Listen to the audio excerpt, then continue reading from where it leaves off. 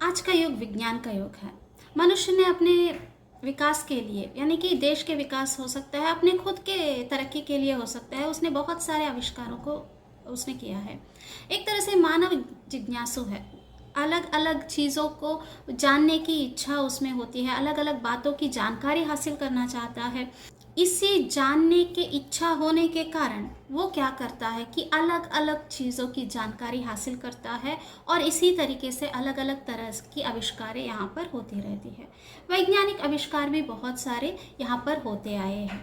हाँ बच्चों, आपका अंदाज़ा बिल्कुल सही है। नमस्ते, मैं आपकी हिंदी प्रवक्ता नमिता। आज कंप्यूटर के बारे में हम जानकारी हासिल करते हैं। कंप्यूटर का आविष्कार वैज्ञानिक चमत्कारों में एक ऐसा चमत्कार है जिसमें मानव जीवन को सरल एवं सुखद बना रखा है।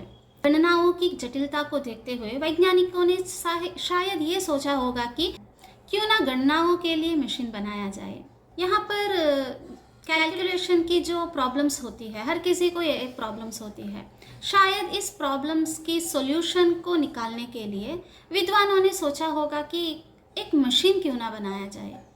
तो इस कारण उन्होंने इन बातों को सोचते हुए एक मशीन की आविष्कार किया होगा। यहाँ पर मशीन द्वारा ये कैलकुलेशन करने का, कैलकुलेशन की जो भी प्रॉब्लम्स है, चाहे वो प्लस माइनस मल्टीपल जो भी हो सकता है, कैलकुलेशन रिलेटेड जो भी प्रॉब्लम्स है, उसे सॉल्यूशन मशीन के द्वारा करने का ये जो तरीका है ना, ये आज से शुरू नहीं हुआ है। लगभग 350 वर्षों से पहले ही इसका आविष्कार हो चुका है। इसकी शुरुआत वहाँ पर हो चुकी है। आधुनिक युग में कंप्यूटर एक ऐसा साधन बन चुका है, इसका इस्तेमाल आज हर कोई कर रहा है। आज घर घर में लोग कंप्यूटर का इस्तेमाल कर रहे हैं। कंप्यूटर विज्ञान की एक ऐसी देन है जो हमेशा से लोगों का कल्याण करते आए हैं और आगे भी कर रहे हैं। कंप्यूटर के कारण हर दिन आज नए नए आविष्कार हो रहे हैं और दुनिया तरक्की के ओर बढ़ रहा है।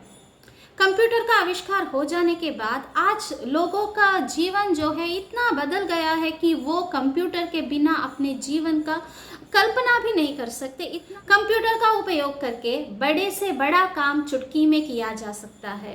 अमेरिका, जापान जैसे टेक्नोलॉजी में विकसित देश के विकसित होने के पीछे इसी कंप्यूटर का ही हाथ है। अगर कंप्यूटर ना होता तो गूगल, फेसबुक जैसी कंपनियां कभी बनती ही नहीं।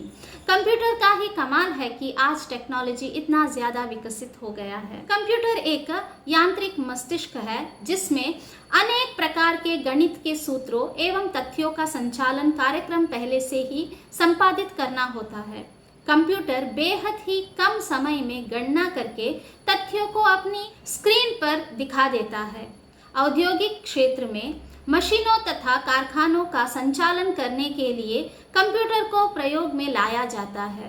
कंप्यूटर विज्ञान का महान आविष्कार है। इसने विज्ञान की दुनिया को ही पूरी तरह जो है बदल कर रख दिया है। कंप्यूटर एक इलेक्ट्रॉनिक उपकरण है। कंप्यूटर की खोज चार्ल्स बेबेज द्वारा 19वीं शताब्दी में की गई थी। माना जाता है कि 1622 ईस्वी में अबेकस ने एक यंत्र की खोज की थी जिसे कंप्यूटर कहा जा सकता है। लेकिन इस आधुनिक युग में हम जिस कंप्यूटर का उपयोग करते हैं उसकी खोज चार्ल्स बेबेज द्वारा ही की गई थी।